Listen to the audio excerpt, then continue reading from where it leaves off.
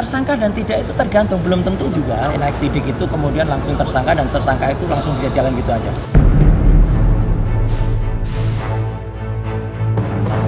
Biar aja itu berjalan, jangan terus nanti ditangkap segala macam. Itu kan satu pernyataan yang mempengaruhi.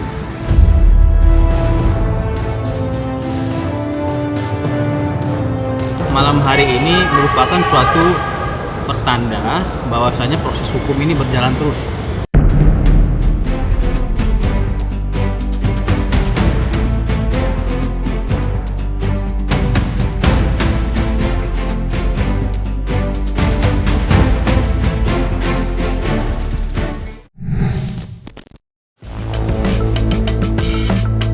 Setelah mengajukan penundaan pemeriksaan, hari ini Roy Suryo, Kurnia Trirayani, serta Rizal Fadilah selaku Wakil Ketua Tim Pembela Ulama dan aktivis Rizal Fadilah dijadwalkan diperiksa dalam kasus dugaan ijazah palsu Presiden ke-7 RI Joko Widodo di Polda Metro Jaya. Dilakukannya pemeriksaan terhadap Roy Suryo CS tidak lepas dari banyaknya laporan, satu di antaranya dilaporkan oleh Jokowi sendiri terhadap Roy Suryo CS dengan dugaan pelanggaran Undang-Undang ITE. Lantas, apa tanggapan Roy Suryo mengenai pemeriksaan hari ini? Dan apa pula tanggapan Roy Suryo mengenai kabar yang menyebutkan akan dilakukan pemanggilan paksa jika hari ini kembali mangkir dari pemeriksaan?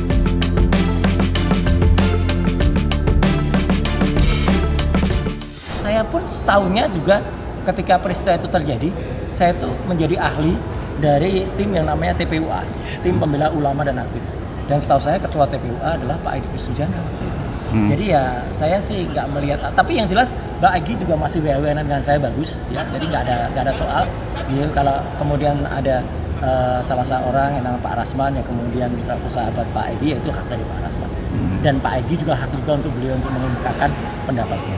Yang jelas saya dengan Pak Egy Sujana wewenang bagus, bahkan soal buku beliau juga mengucapkan selamat atas launchingnya buku, kemudian juga gimana nanti aku bisa mendapatkannya Bro gitu, atau apa Mas gitu. Jadi bagus kok gitu. Jadi moga-moga Pak Egy juga segera sembuh, segera kemudian bisa menjalankan aktivitasnya. Tersangka dan tidak itu tergantung, belum tentu juga naik sidik itu kemudian langsung tersangka dan tersangka itu langsung bisa jalan gitu aja.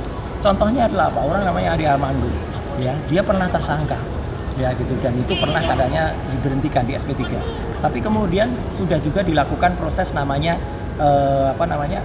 pra peradilan, dan tersangkanya hidup lagi harusnya gitu. Atau apalagi orang yang namanya terpidana, orang terpidana yang namanya Sylvester Matutina, yang dia sudah terpidana jelas-jelas betul harusnya dia masuk ya 1,5 tahun, tapi dia nggak masuk gitu. Tapi kita jangan lihat contoh orang-orang yang salah itu, kita lihat contoh yang benar, kita buktikan saja Polda Metro memang juga menyidik dengan benar. Itu kan kalau ada orang-orang yang memang pikirannya pendek ya, pikirannya picik ya gitu, katanya 2 kali nggak datang, ya kalau 2 kali nggak datang kalau ada alasan yang clear ya, kan namanya juga kita punya hak untuk orde baru daripada jauh lebih orba dari orde baru ya. Saya kira Pak Prabowo Subianto harus benar-benar concern ya dengan kasus ini. Jangan sampai kemudian di pemerintahannya ada orang-orang yang tidak salah kemudian dipidana ya. Kemudian karena itu akan citra buruk bagi beliau. Apalagi beliau nanti akan menyampaikan speech ya di UN, di United Nations, di PBB pada bulan September. Kalau nanti kasus ini yang kemudian FDI, Forum Diaspora Indonesia pun sudah menyuarakan kasus ini sampai ke sana, ya, kemudian itu dipertanyakan, kan repot Indonesia. Jadi menurut saya Pak Prabowo sangat tegas dalam kasus Sumatera, ya, Sumatera Utara dan Pulau Aceh waktu itu, sangat tegas juga dalam kasus-kasus misalnya ada oplos, bayar beras dan lain sebagainya. Lakukan ini juga dengan tegas. Orang yang salah, ya, yang telah melakukan membawa bukti yang itu tidak benar soal ijazah ya, bahkan itu skripsi yang nggak benar, sebaiknya segera dilakukan. Dan saya makanya mengeluarkan buku yang setebal 700 halaman bersama Dr. Resmond dan Dr. Viva, ya, itu jelas betul detail, sangat canggih, sangat sophisticated. Silahkan dibaca dan itu grand launchingnya nanti 27 Agustus. Tapi kan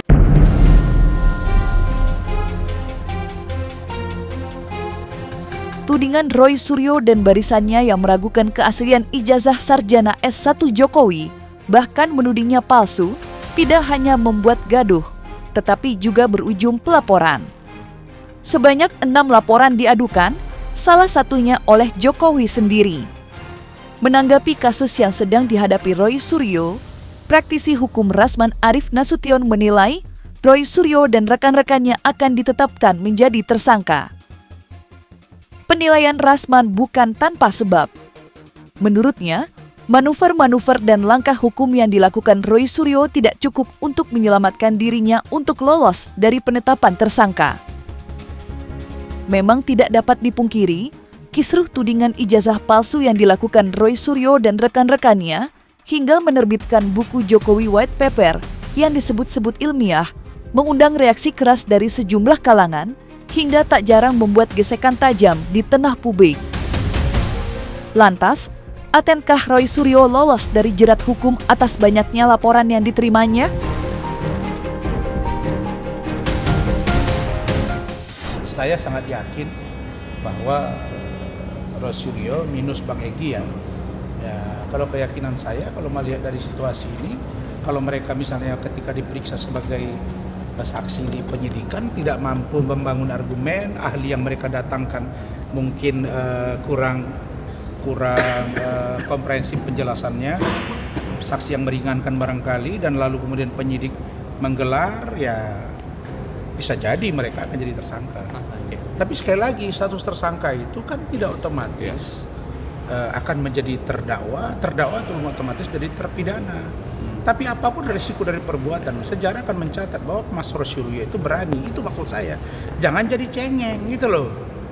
Itu maksud saya. Jangan berdebat. Saya melihat kok perdebatannya sekarang tiap minggu itu kok bukan bicara tentang logika hukum yang sehat, tapi berada pada posisi saling berantem. Menyangkut masalah pribadi, bawa topeng lah, kemudian ada yang rambut panjang palsu lah, terus ada yang pakai wayang. Jadi saya kira ini mantan kepala negara, mantan kepala pemerintahan, tentulah orang punya harkat martabat ya. Seorang tukang parkir pun ada harkat martabatnya, apalagi mantan presiden. Nggak bisa kita manusia ngarang-ngarang sok menjadi Tuhan, merampas hak Tuhan, mengatakan besok pasti tersangka, besok pasti menjadi terpidana. Buktinya Sylvester Matutina berulang kali mengatakan Roy Suryo pasti tersangka, 1000% pasti menjadi narapidana. Ternyata dia narapidana, bentar lagi dia yang masuk penjara. Kenapa? Karena dia sudah inkrah 1,5 tahun atau 1 tahun 6 bulan. Ya, bagaimana saya mau percaya dengan Rismond dan Roy kalau barang bukti yang mereka uji itu tidak valid? Fotokopi, hasil scan, emang sama scan? Sama scan dengan asli? Kan enggak. Nah, ketika kampus mengatakan sah, ya sudah, nanti suruh kampus serahkan ijazah itu. Pak Jokowi punya kok, buktikan aja, kira-kira begitu. Tapi kan kita sekarang mereka selalu bilang ini sudah diserahkan kepada pihak penegak hukum. Ya biar aja itu berjalan. Jangan terus nanti ditangkap segala macam. Itu kan satu pernyataan yang mempengaruhi proses hukum dan tidak membangun sikap percaya kepada proses yang sedang berjalan. Dan jangan lupa ya bahwa hari ini kan posisi Jokowi ini sudah redup gitu. Jadi jangan juga dilihat bahwa Jokowi itu seperti yang lalu. Hari ini ya kan nahkodanya sudah berubah, Pak. Kenapa berjalan terus proses hukum ini? Karena kita ketahui teman-teman, di tahap penyidikan ini adalah tahap di mana terdapatnya pro justitia, ya, demi keadilan. Maka dari itu, sebagaimana diatur dalam pasal 122 KUHP, apabila memang terlapor tidak menghadiri panggilan daripada penyidik, ada upaya paksa yang dilakukan oleh pihak kepolisian dalam hal menegakkan hukum, sebagaimana pro justitia tadi seperti itu. Karena bagaimana mungkin seorang Jokowi melaporkan kalau dia tidak merasa dihina sehina-hinanya? Anda kan bisa melihat sendiri. Konteks dalam persoalan ini kan Pak Jokowi di sini yang dilaporkan terlebih dahulu. Betul. Makanya Pak Jokowi menggunakan hak hukumnya untuk membuat laporan polisi dalam hal pencemaran nama baik, penghinaan, fitnah, pengubahan data elektronik, dan penghasutan sebagaimana diatur dalam pasal 32, 35 dan 160. Nah, jadi kalau dibilang kriminalisasi, siapa yang mengkriminalisasi? Nanti kan akan dibuktikan di pengadilan apakah ada konteks kriminalisasi di sini. Nah, Pak Jokowi sudah jelas yang dilaporkan dia itu adalah peristiwanya. Peristiwa apa? Peristiwa pidana. Jadi kalau dibilang suatu peristiwa itu harus ada nama orang-orangnya, saya kira tidak. Baik itu di dalam tindak pidana biasa maupun delik aduan, ya, kita nggak mesti harus sebutkan nama orang. Itu ada dalam laporan polisi itu dalam lidik, karena belum ketahui siapa pelakunya. Nanti kalau memang sudah dalam lidik, ya ditingkatkan kepada penyidikan, di situ baru dicari siapa tersangkanya. Inilah tahap penyidikan tadi. Makanya di dalam tahap penyidikan ini nanti akan ditemukan siapa tersangka dalam kasus ini. Jadi saya kira hal-hal yang berkaitan dengan ujaran yang itu keluar dari badut, cara yang paling terhormat untuk menghormati badut itu adalah kita tertawakan.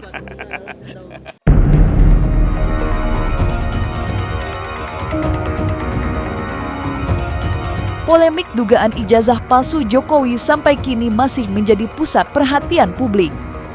Para pihak yang menuding ijazah S1 Jokowi palsu sampai kini masih berteriak lantang. Meski suara perlawanan tak kalah nyaring diteriakkan sejumlah kalangan. Di tengah proses hukum yang sedang berjalan, adu slogan, debat, hingga ejekan baik di media sosial hingga panggung talk show tak terhindarkan. Siapa yang benar masih menjadi pertanyaan. Dan yang menarik, Roy Suryo tidak sendiri. Sebagai nama yang terseret ke dalam pusaran konflik, 11 nama tokoh lainnya juga ikut terseret. Satu di antaranya yang mengundang perhatian publik ialah mantan Ketua KPK, Abraham Samad. Ikut dilaporkannya Abraham Samad menuai reaksi keras. Dugaan adanya kriminalisasi terus disuarakan oleh sejumlah tokoh nasional. Lantas benarkah terseretnya nama Abraham Samad merupakan bukti adanya kriminalisasi yang dilakukan penguasa saat ini atas kasus dugaan ijazah palsu mantan Presiden Jokowi?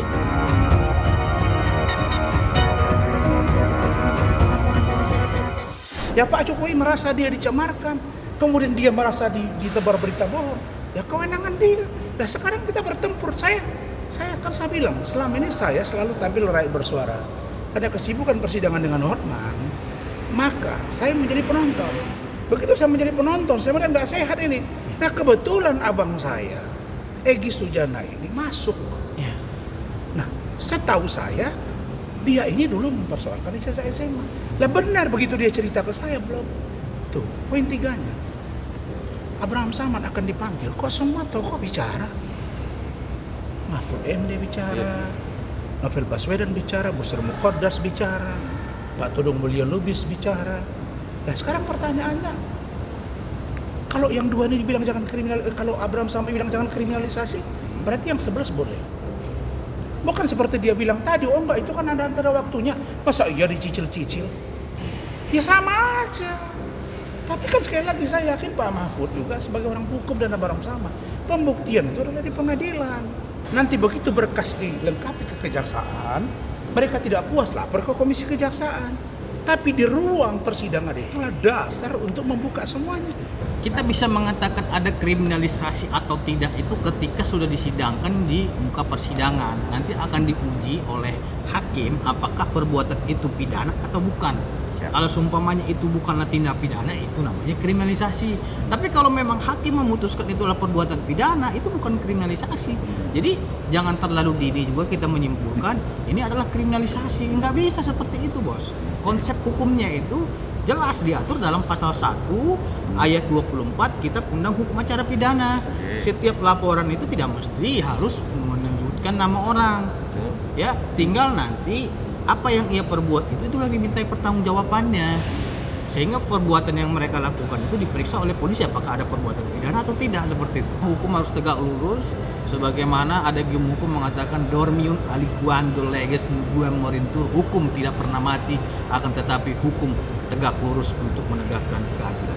Karena hari ini nurani keadilan itu tinggal tersisa di tengah-tengah rakyat. Tidak lagi tersisa di penguasa, tidak lagi tersisa di aparat penegak hukum, tapi kami yakin nurani keadilan itu masih ada dan banyak lagi di hati masyarakat. Karena itu kami sampaikan ini kepada masyarakat. Perjuangan mengungkap kebenaran ijazah ini adalah perjuangan konstitusional. Karena ini perjuangan konstitusional, tolong jangan kaitkan dengan politik apapun. Selain nama Abraham Samad, nama Egy Sujana juga ikut dilaporkan dalam kasus dugaan ijazah palsu mantan Presiden Jokowi. Menanggapi terseretnya nama Egy Sujana, Rasman Arif Nasution yang ditunjuk Egy Sujana sebagai perwakilannya di Indonesia buka suara. Terlebih, muncul tudingan jika Egy Sujana kabur ke luar negeri jelang pemeriksaan. Lantas, seperti apa klarifikasi Rasman mengenai tudingan tersebut?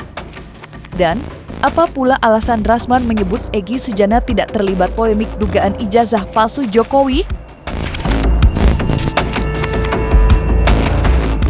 Tempus dan deliknya beda. Bang Egy itu mengaporkan ijazah SMA tahun 2022, sedangkan Roy Suryo 2025. Kenapa ditarik-tarik dia? Oh, dia ketua umum TPU? Iya. Maka mereka membuat domas, dia ikut dia, tapi dalam pikiran dia adalah ijazah SMA, bukan S1. Nah, S1 ini harusnya kita kan berpikir cerdas. Maka saya tegur tadi Khozinuddin, kalau dia lawyer, dia harus memberitahu kepada kliennya kalimat ijazah palsu Jokowi. Itu berarti menuduh, bos.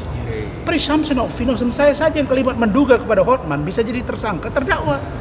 Nah, menurut saya Khozinuddin itu tidak memberikan pikiran-pikiran yang konstruktif sesuai dengan aturan undang-undang. Sehingga orang itu justru menjadi babak belur. Nah, itu bisa terjerumus. Maka saya kata udah kalian cabut aja kuasanya. Nah, ternyata kalau udah begini keadaannya, bagus sekali Bang Egy tidak bersama mereka. Biar saya dan tim saya dan Hizbul anak beliau kita tangani. Tidak ada masalah, ini guru saya. Nah, perkara Bang Egy selama ini dia vokal kepada Pak Jokowi itu hak beliau. Dia pernah dipenjara. Ya, kami berbeda pernah, tapi kami bersama. Nah, begini. Kalau urusan ijazah SMA, Bang Egy anggap sudah close. Bang Otto bilang mereka sudah menang, silakan. Bang Egy bilang kami juga menang kok, udah terserah. Tapi di ijazah S1 yang ribut ini apa sih? Kalau ijazah S1 ribut di mana forum ributnya? Di pengadilan. Ketika mereka dipanggil polisi, mereka harus siap. Ini loh, fakta yang kami anggap bahwa ini palsu, sajikan. Gelar perkara khusus, kalau mereka tidak puas, ada forumnya, lapor ke Propam. Bang Egy itu berangkat ke Pineng, operasi kanker usus dan ganas. Dia lagi bed rest di kota Leeds, 350 km dari London. Dia tinggal bersama anaknya, nomor 5, Givari, bersama di sana ada istri Bang Egy. Tapi beliau kan bilang, aduh saya lama di luar negeri nggak enak, pengen ke Indonesia, tapi kan masih berobat. Nah, orang yang dalam keadaan sakit kan tidak ada alasan hukum untuk tidak dulu periksa dulu. Itu tadi, apalagi konteksnya berbeda. SMA ya SMA, S1 ya S1. Masa disama-samakan? Nah, maksud saya Khozinuddin sebagai kuasa hukum, tadinya kenapa kok jadi Bang Egy dia lepas? Yang kedua, mereka harus fair, harus ngomong dong, kami Bang Egy beda. Kami yang ini Bang Egy, biar kita urusin Bang Egy-nya. Tapi kalau begini, oh ya udah nanti saya akan bicara dengan Bang Egy, kami akan bicara ke Mabes Polri dengan Polda. Saya akan sampaikan bahwa Bang Egy tolong ditarik dari persoalan ini. Karena Bang Egy nggak ikut di ranah yang ini. Kan yang ribut kan Rismon, Dr. Tifa, Roy, yang mereka bahas apa? Kan ijazah S1 Pak Jokowi. Sehingga Bang Egy yang lagi sakit di luar negeri pun harus terselesai dari persoalan ini. Makanya saya luruskan.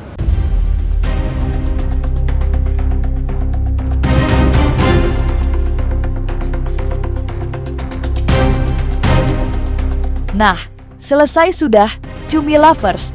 Jangan lupa untuk like, subscribe, dan juga share channel YouTube Cumi Cumi.